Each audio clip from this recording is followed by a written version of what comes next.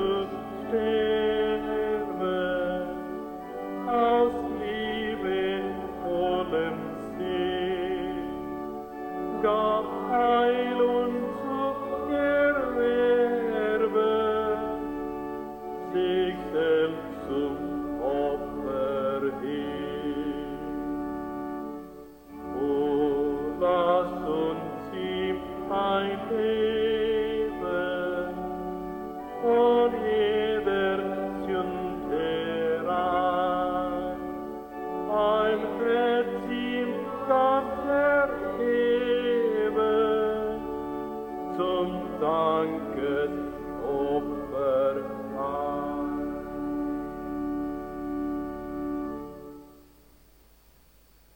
Wir feiern als eine Pfarrfamilie im Namen des Vaters und des Sohnes und des Heiligen Geistes. Jesus Christus, der uns seine Liebe bis zur Vollendung zeigte und der uns am heutigen Abend ganz Besonderes zu diesem Mahl eingeladen hat. Er sei mit euch. Liebe Schwestern und Brüder, heute am Gründonnerstag vermissen wir richtig schmerzlich unsere Pfarrgemeinde hier, weil es ist ein Abend, den Pfarrer mit seinen Mitbrüdern von priestlichem Dienst, auch Gemeinde, diesen Gottesdienst feiern wollen. Weil es ist ein Abend, an dem Jesus Christus die Eucharistie für uns Menschen eingesetzt hat. Und er ist ein Abend, der auch seinen Jungen im priestlichen Dienst eingeladen hat. So, liebe Schwestern und Brüder, die auch diesen Gottesdienst folgen, hier als stellvertretend, auch in der Familie. Wir wollen für Sie ganz Besonderes in diesem Gottesdienst beten.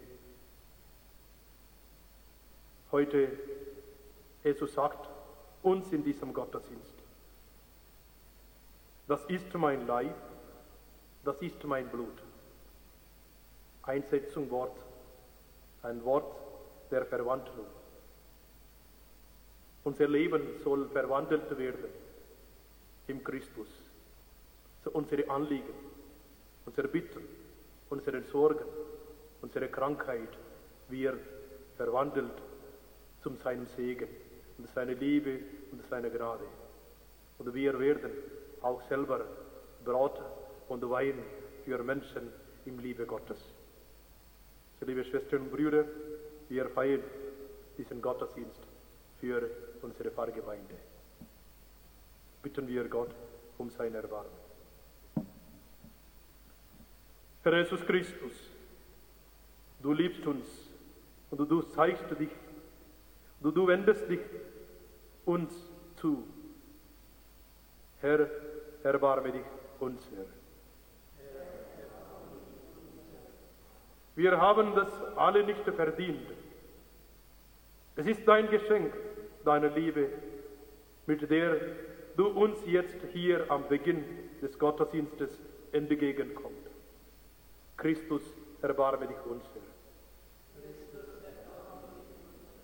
Herr, du willst uns nahe sein und du sagst uns: Komm, gib mir, was dich belastet. Herr, erbarme dich uns, Herr. Größer als alle Schuld ist deine Liebe, barmherziger Gott und Vater. So vergib du uns unsere Schuld, wie auch wir vergeben unseren Schuldigen. Schenke du uns deine Hilfe in allen Versuchungen und allen Schwierigkeiten und führe uns zum ewigen Leben. Amen. Liebe Schwestern und Brüder, zu Beginn des Gloria-Liedes werden nun die Kirchenglocken festgeläutet. Das anschließende Schweigen der Glocken weist auf die Bedeutung dieser heiligen Tage hin, nämlich als Zeichen der Trauer und des qualvollen Leidens, der Kreuzigung und des Sterbens Jesu, schweigen nach dem heutigen Gloria-Lied die Glocken bis zum Gloria der Osternachtfeier. Gloria in excelsis Deo.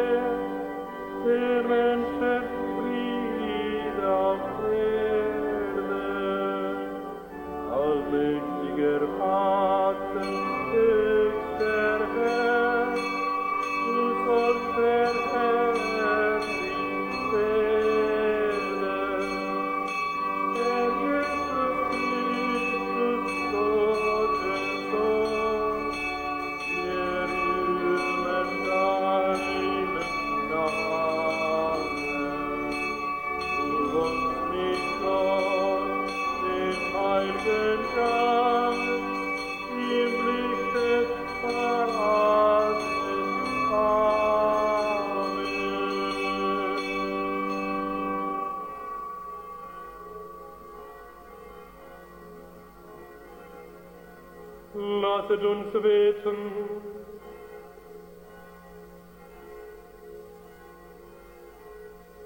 Allmächtiger, ewiger Gott, am Abend vor seinem Leiden hat dein geliebter Sohn der Kirche das Opfer des neuen und ewigen Bundes anvertraut und das Gastmahl seiner Liebe gestiftet. Gib, dass wir aus diesem Geheimnis die Fülle des Lebens und der Liebe empfangen. Darum bitten wir durch Jesus Christus, der in der Einheit des Heiligen Geistes mit dir lebt und uns liebt in alle Ewigkeit.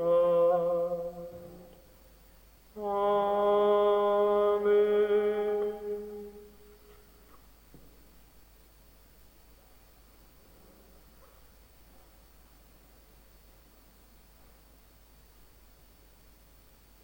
Wir hören eine Lesung aus dem ersten Brief des Apostels Paulus an die Gemeinde in Korinth.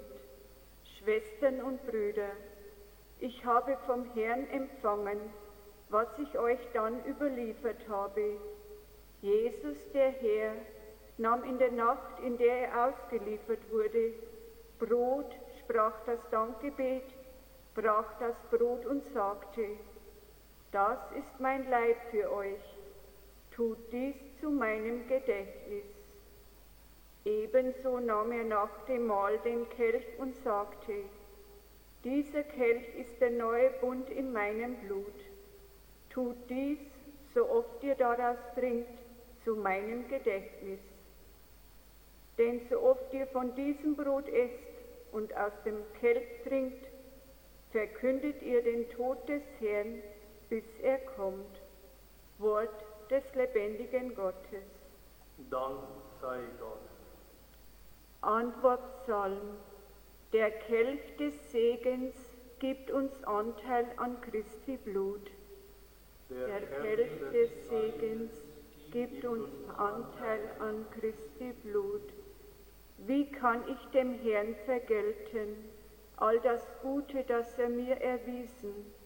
Den Becher des Heils will ich erheben, ausrufen will ich den Namen des Herrn. Der Kelch des Segens gibt uns Anteil an Christi Blut. Kostbar ist in den Augen des Herrn der Tod seiner Frommen.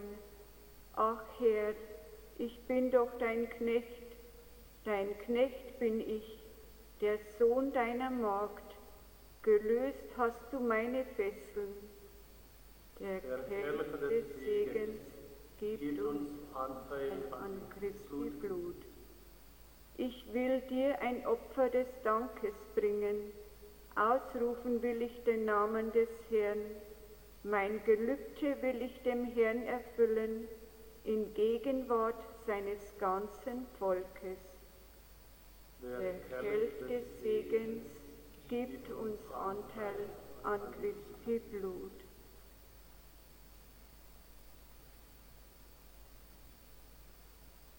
Lob dir, Christus, König und Erlöser. Lob dir, Christus, König und Erlöser. Dies ist mein Gebot, liebt einander, wie ich euch geliebt habe. Lob dir, Christus, König und Erlöser. Der Herr sei mit euch und mit deinem Geiste aus dem heiligen Evangelium nach Johannes. Ehre sei dir, o Herr. Es war vor dem Paschafest. Jesus wusste, dass seine Stunde gekommen war, um aus dieser Welt zum Vater hinüberzugehen. Da er die Seinen liebte, die in der Welt waren, liebt er sie bis zur Vollendung.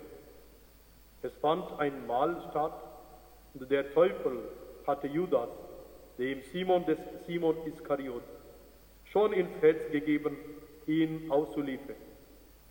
Jesus, der wusste, dass ihm der Vater alles in die Hand gegeben hatte und dass er von Gott gekommen war und zu Gott zurückkehrte, stand vom Mahl auf, legte sein Gewand ab und umgürtete sich mit einem Leinentuch. Dann goss er Wasser in eine Schüssel und begann, den Jüngern die Füße zu waschen und mit dem Leinentuch abzutrocknen, mit dem er umgürtet war. Als er zu Simon Petrus kam, sagte dieser zu ihm: Du, Herr, willst du mir die Füße waschen? Jesus sagte zu ihm: Was ich tue, verstehst du jetzt noch nicht, doch später wirst du es begreifen. Petrus entgegnete ihm: Niemals sollst du mir die Füße waschen. Jesus erwiderte ihm: Wenn ich dich nicht wasche, hast du keinen Anteil an mir. Da sagte Simon Petrus zu ihm: Herr, dann nicht nur meine Füße, sondern auch die Hände und das Haupt. Jesus sagte zu ihm: Wer vom Bad kommt, ist ganz rein und braucht sich nur noch die Füße zu waschen. Auch ihr seid rein, aber nicht alle. Er wusste nämlich, wer ihn ausliefern würde. Darum sagt er: Ihr seid nicht alle rein. Als er ihnen die Füße gewaschen, sein Gewand wieder angelegt und Platz genommen hatte, sagte er zu ihnen: Begreift ihr, was ich an euch getan habe? Ihr sagt zu mir Meister und Herr, und ihr nennt mich mit Recht so, denn ich bin es. Wenn nun ich, der Herr und Meister, euch die Füße gewaschen habe, dann müsst auch ihr einander die Füße waschen. Ich habe euch ein Beispiel gegeben, damit auch ihr so handelt, wie ich an euch gehandelt habe.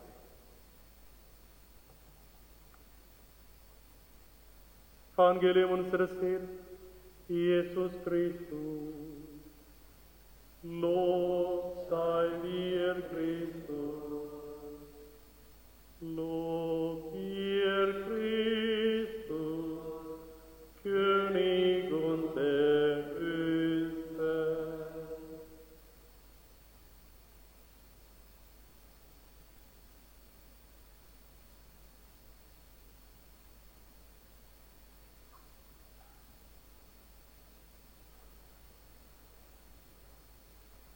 Als eine Gemeinde bekennen wir unseren Glauben gemeinsam.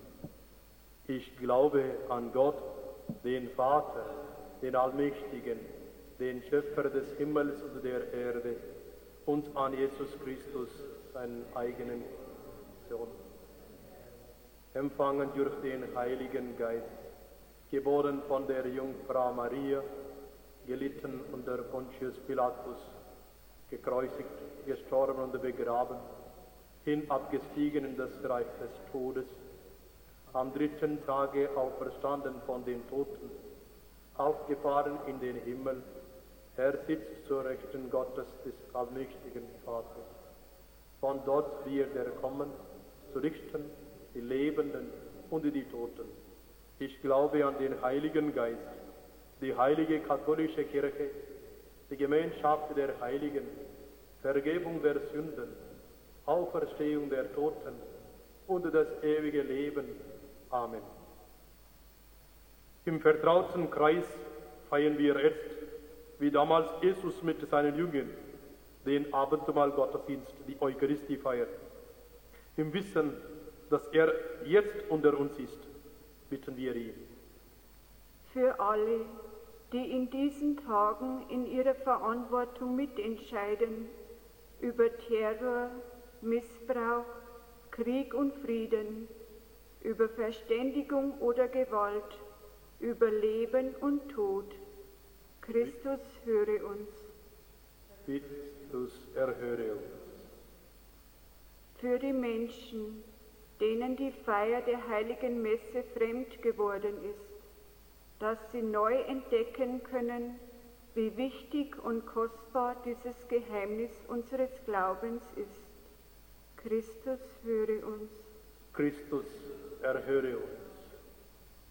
Für die Menschen in unserer Gemeinde, dass es uns gelingen möge, Brücken zwischen den verschiedenen Interessen zu schlagen. Stärke uns immer mehr im Glauben, in der Hoffnung und in der Liebe. Christus, höre uns. Christus, erhöre uns. Für alle Menschen auf dieser Welt, die sich für ihre Mitmenschen einsetzen, besonders in dieser Zeit der Pandemie, schenke ihnen immer neue Kraft, wenn sie ermüden. Christus, höre uns. Christus, erhöre uns. Für uns selbst, dass wir uns täglich um mehr Gerechtigkeit und Versöhnung bemühen und besonders in diesen Tagen vor Ostern dafür offen sind. Christus, höre uns. Christus, erhöre uns. Für alle Frauen und Männer, die dafür Sorge tragen, dass unsere Gottesdienste viele Menschen zu einer Quelle der Kraft und der Freude werden. Christus, höre uns. Christus, erhöre uns. Nimm die Verstorbenen auf in dein Reich, wo sie deine Liebe und deine ewige Freude erfahren dürfen. Christus, höre uns. Christus, erhöre uns. Christus hatte keine Hände, nur unsere Hände. Er hatte keine Füße, nur unsere Füße, um seinen Dienst heute in dieser Welt zu tun. So lass unsere Hände, unsere Füße und unser Tun lebendige Zeichen deiner Liebe sein. Darum bitten wir durch Jesus Christus, unseren Herrn. Amen.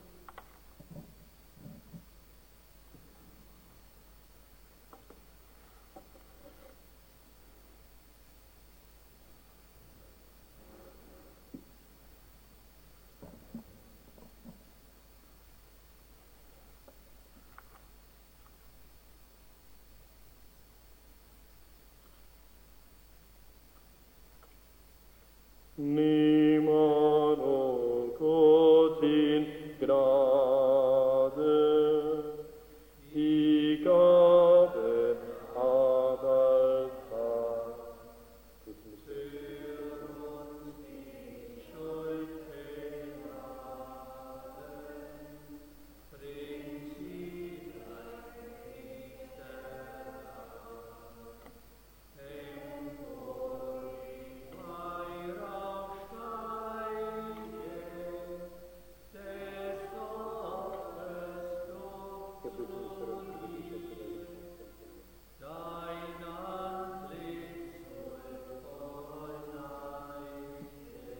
Herr Gott, wir kommen zu dir mit dem.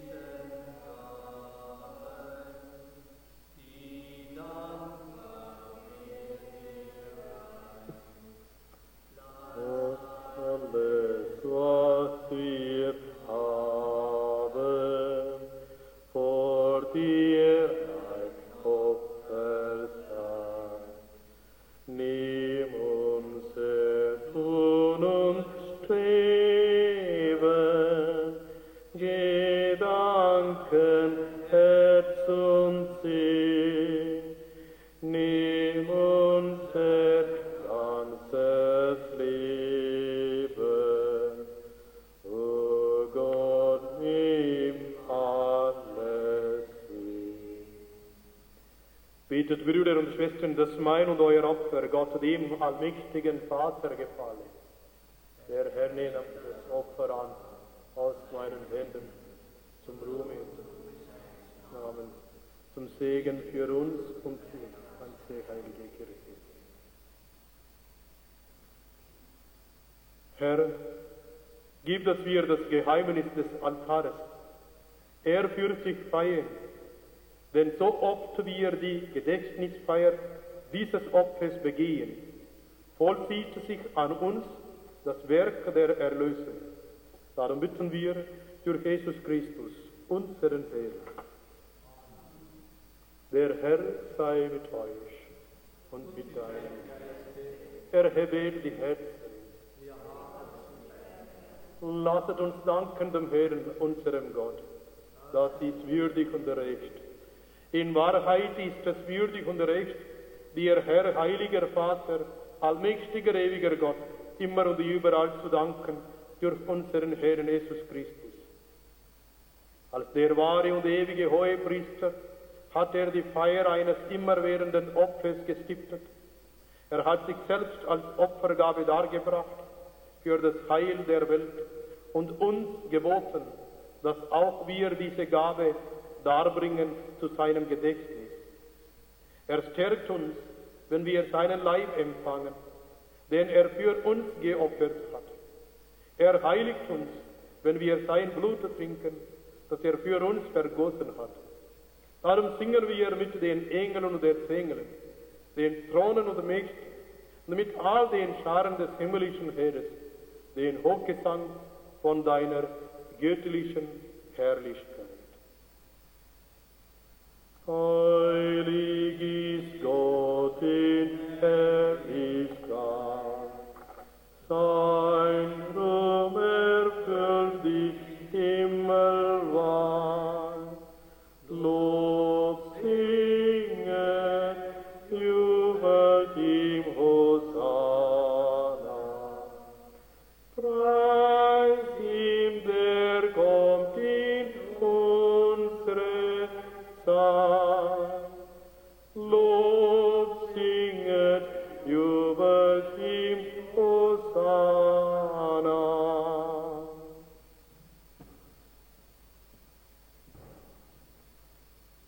Dich, gütiger Vater, bitten wir durch deinen Sohn, unseren Herrn Jesus Christus.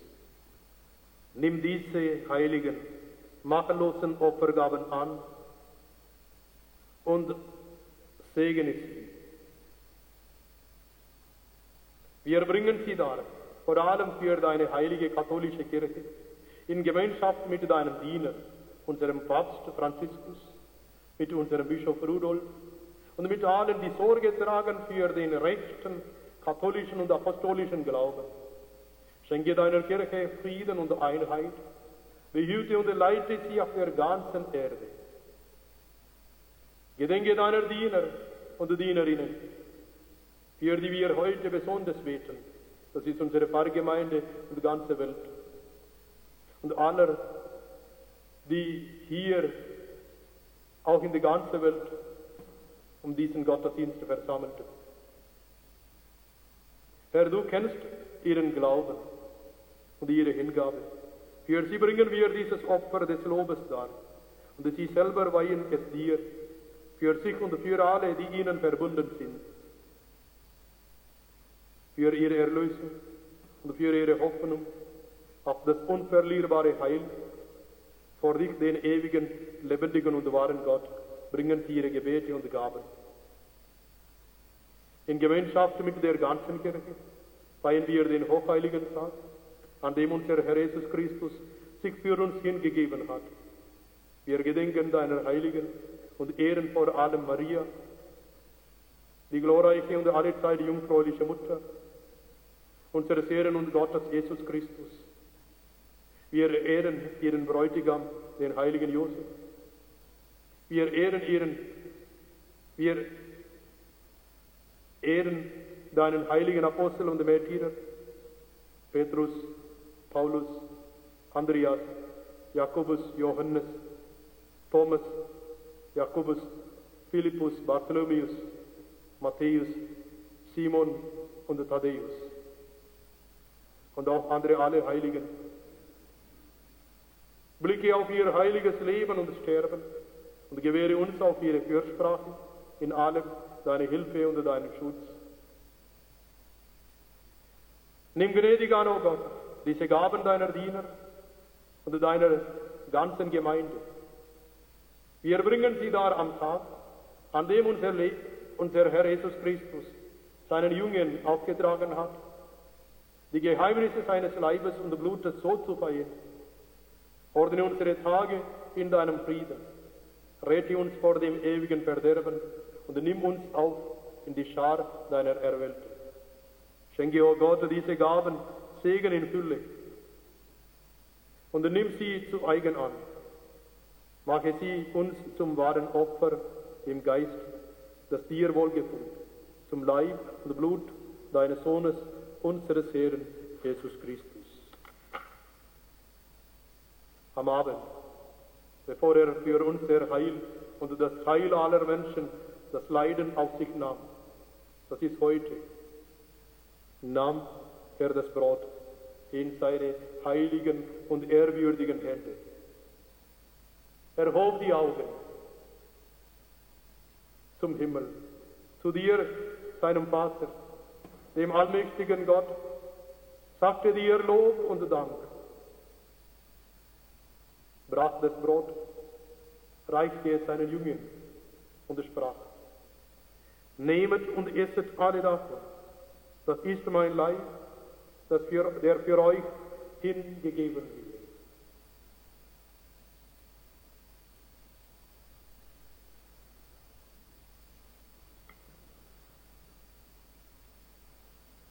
Ebenso nahm er nach dem Mahl diesen erhabenen Kelch in seine heiligen und ehrwürdigen Hände, sagte dir Lob und Dank,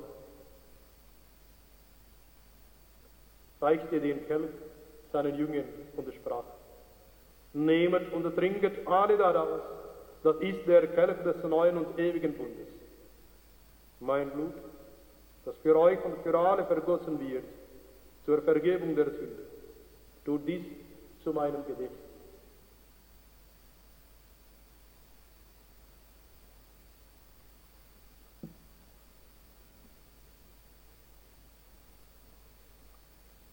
Geheimnis unseres Glaubens.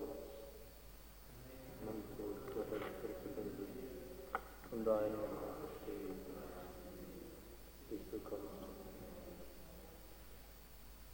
Darum, gütiger Vater, feiern wir deine Diener und dein heiliges Volk das Gedächtnis deines Sohnes, unseres Herrn Jesus Christus. Wir verkünden sein heilbringendes Leiden, seine Auferstehung von den Toten und seine glorreiche Himmelfahrt. So bringen wir aus den Gaben, die du uns geschenkt hast, dir, dem erhabenen Gott, die reine, heilige und makellose Opfergabe dar, das Brot des Lebens und den Kelch des ewigen Heiles. Blicke versöhnt und gütig darauf nieder und nimm sie an, wie einst die Gaben deines gerechten Dieners Abel, wie das Opfer unseres Vaters Abraham, wie die heilige Gabe, das reine Opfer deines Hohenpriesters Melchisedek. Und wir bitten dich, allmächtiger Gott, dein heiliger Engel trage diese Opfergabe auf deinen himmlischen Altar vor deine göttliche Herrlichkeit. Und wenn wir durch unsere Teilnahme am Altar den heiligen Leib und das Blut deines Sohnes empfangen, erfülle uns mit aller Gnade und allem Segen des Himmels. Gedenke auch deiner Diener und Dienerinnen, die uns vorangegangen sind, bezeichnet mit dem Siegel des Glaubens, und die nun ruhen in Frieden.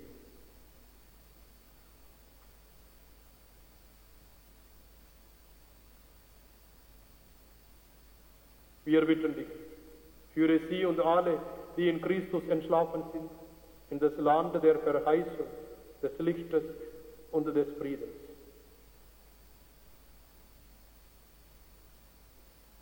Auch uns, deinen Sündigen dienen,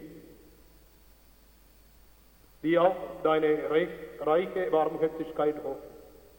Gib Anteil und Gemeinschaft mit deinen heiligen Aposteln und Märtyren, Johannes, Stephanus, Matthias, Barnabas, und mit allen deinen Heiligen. Wege nicht unser Verdienst, sondern schenke gnädig Verzeihung und gib uns mit ihnen das Erbe des Himmels. Darum bitten wir dich, durch unseren Herrn Jesus Christus, denn durch ihn erschaffst du immerfort all diese guten Gaben, gibst ihnen Leben und Weihe und spendest sie uns.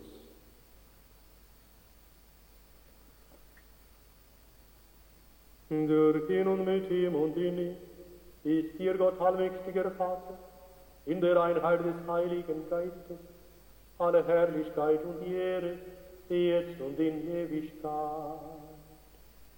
Amen.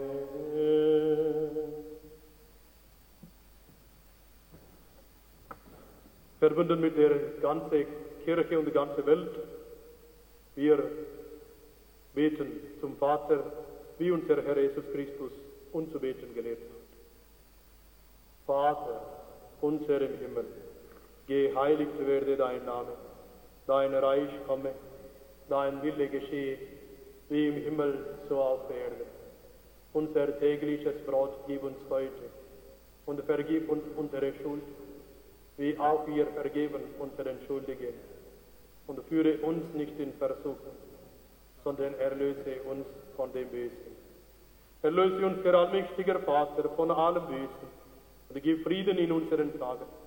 Komm uns Hilfe mit deinem Erbarmen und bewahre uns vor Verwirrung und Sünde, damit wir voll Zuversicht das Kommen unseres Erlösers, Jesus Christus, erwarten. Denn dein ist das Reich, die Kraft, die Herrlichkeit in Ewigkeit. Amen. Der Herr hat zu seinen Aposteln gesagt, Frieden hinterlasse ich euch, meinen Frieden gebe ich euch. Deshalb bitten wir. Herr Jesus Christus, schau nicht auf unsere Sünden, sondern schau auf den Glauben deiner Kirche und schenke ihr nach deinem Willen Einheit, Heilung und Frieden. Dieser Friede und die Freude unseres Herrn Jesus Christus sei mit euch. Friede sei.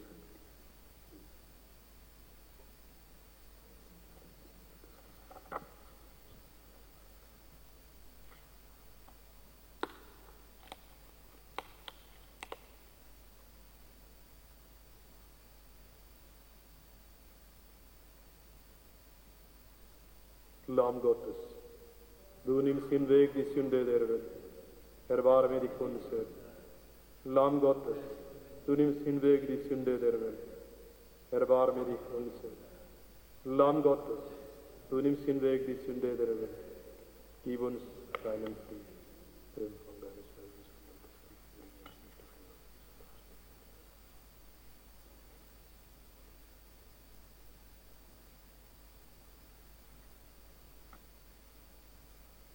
Seht, das Lamm Gottes, das hinwegnimmt die Sünde der Welt. Herr, ich bin nicht würdig, dass du eingehst unter mein Dach, aber sprich nur ein Wort, so wird meine Seele gesund.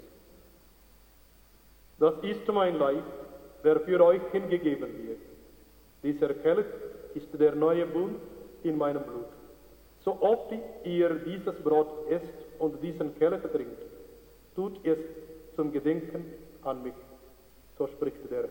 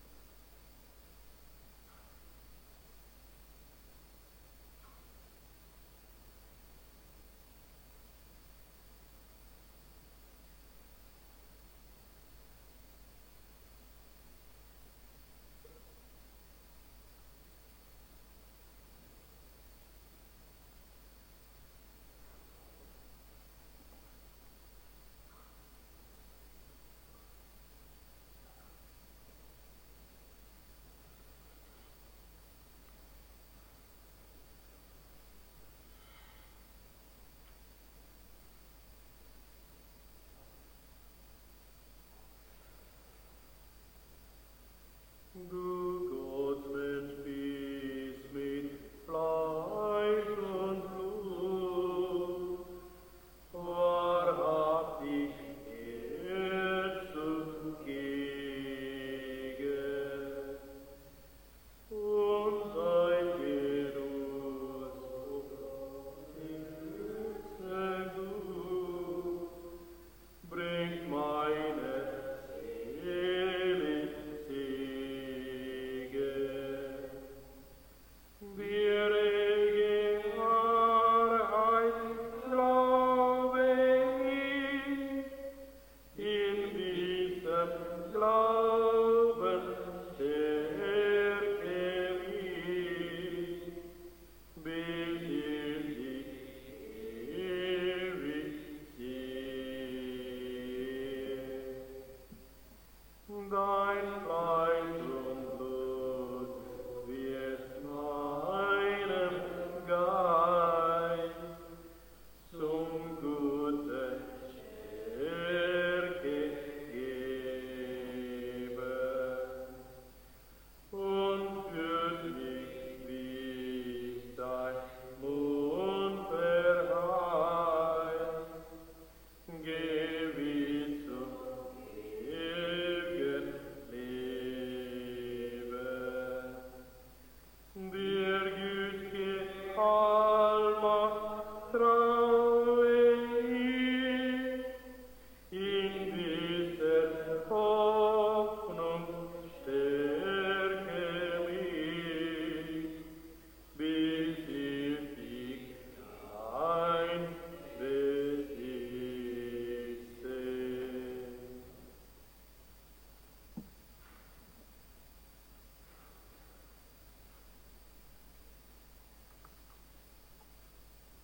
Jesus, bei aller Liebe wirst du verraten. Du weißt, wie das ist, geliefert und ausgeliefert werden. Du kennst das eiskalte Grinsen, das endlich haben wir ihn. Deine Antwort aber heißt, Gewaltlosigkeit hört auf. Selbst verletzt hörst du nicht auf zu heilen, sogar den Feind. Wir sind da mit dir und du bist da, wo wir gefangen oder unfrei sind.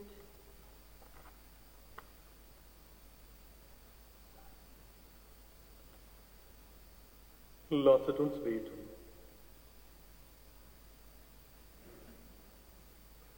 Allmächtiger Gott, du hast uns heute im Abendmahl deines Sohnes gestärkt. Sättige uns beim himmlischen Gastmahl mit dem ewigen Leben. Darum bitten wir durch Jesus Christus, unseren Herrn. Amen.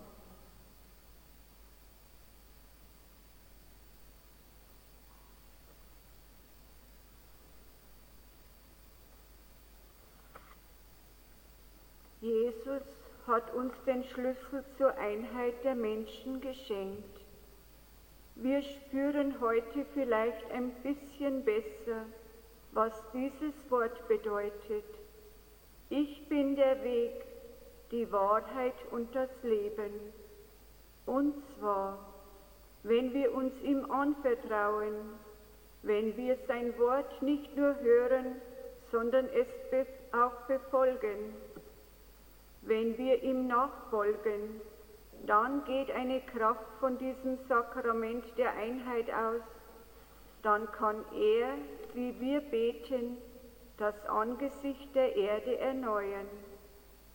Das kann geschehen in Werken der Nächstenliebe, durch die wir klein werden vor der Welt, groß aber für das Reich Gottes. Es mag schwer sein, einer solchen Utopie zu folgen, aber dazu hat Christus uns ja gestärkt. Der Herr sei mit euch.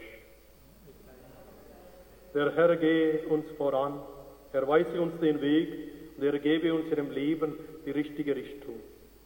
Der Herr schenke uns seinen Frieden und er gebe uns die Kraft, diesen Frieden weiterzuschenken. Die Liebe Jesu begleite uns in unsere Häuser und in die Welt hinaus. Überall hin möge sie deinen Frieden und deine Liebe bringen. Jesus sprach sein Ja zu uns, er nehme uns an und gebe uns seinen Segen. Der Vater, der Sohn, der Heilige Geist. Wir werden die Allerheiligsten hier aussitzen und wir auch schon zum Seitenaltar tragen.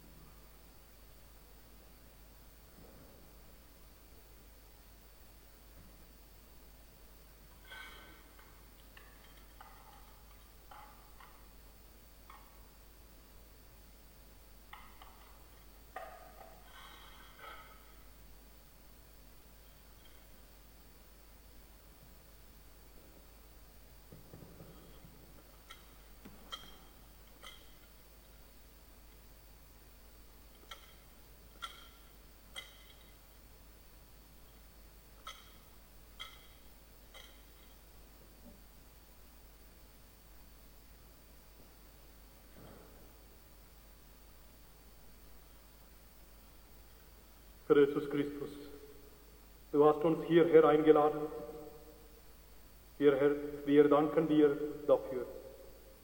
In der Gestalt des heiligen Brotes bist du unter uns gegenwärtig. Durch deine Liebe wandle uns, damit wir immer mehr eins Sinnes werden. Deine Liebe gebe uns Zukunft.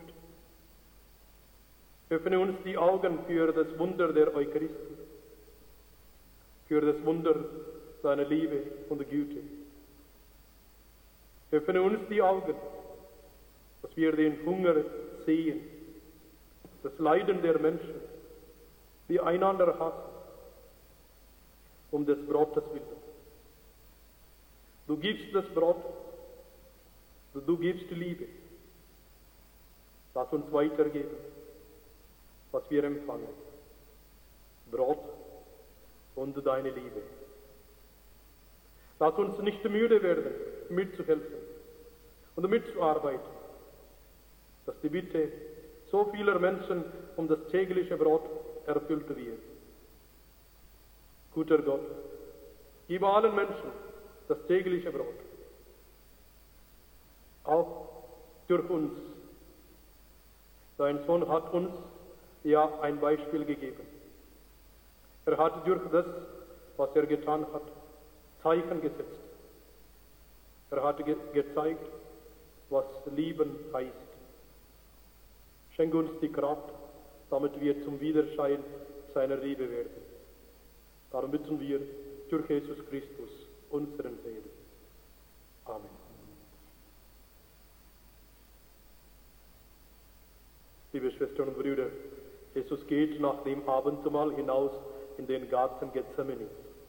Deshalb finden heute die Hostienschalen mit dem Leib des Herrn ihren Platz außerhalb des Tabernakels.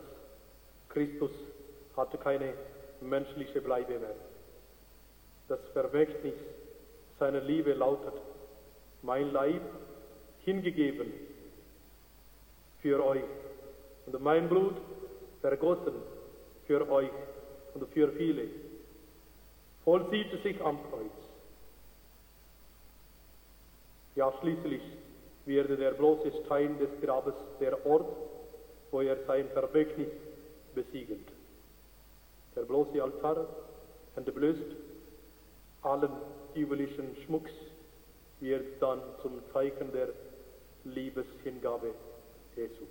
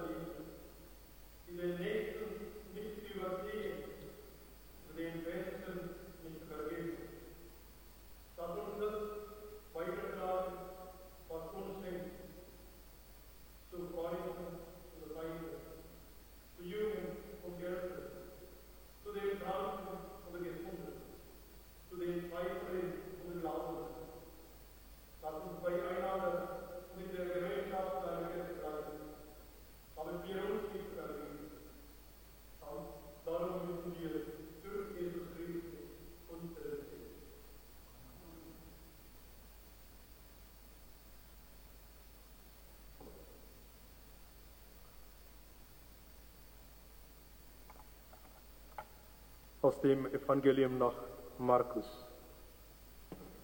Sie kamen zu einem Grundstück, das Gethsemane heißt, und er sagte zu seinen Jüngern: Setzt euch hier, während ich bete. Und er nahm Petrus, Jakobus und Johannes mit sich. Da ergriff ihn Furcht und Angst, und er sagte zu ihnen: Meine Seele ist zu Tode betrübt. Bleibt hier und wacht. Und er ging ein Stück weiter, warf sich auf die Erde nieder und betete, dass die Stunde, wenn möglich, an ihm vorübergehe. Er sprach: Abba, Vater, alles ist dir möglich. Nimm diesen Kelch von mir. Aber nicht, was ich will, sondern was du willst.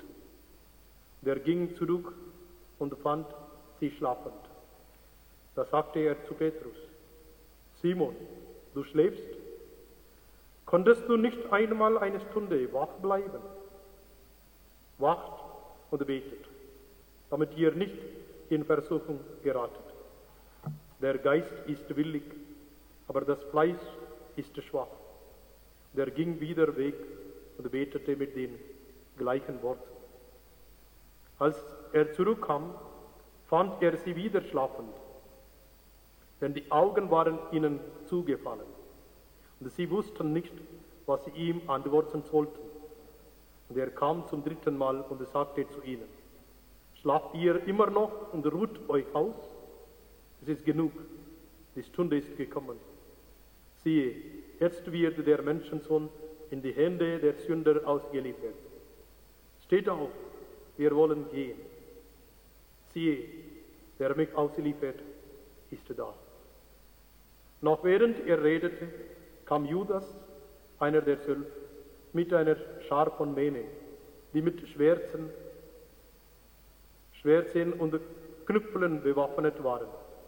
Sie waren von den Hohenpriestern, den Schriftgelehrten und den Ältesten geschickt worden.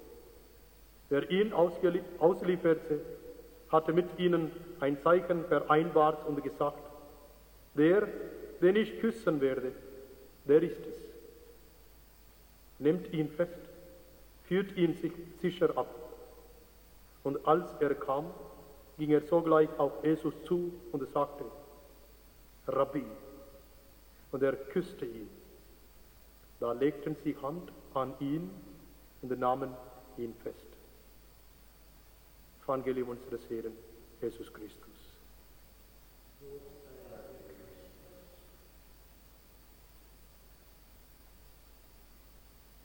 Darf ich Sie nun einladen, Christus in der Gestalt des heiligen Brotes anzubeten im Ölbergaltar.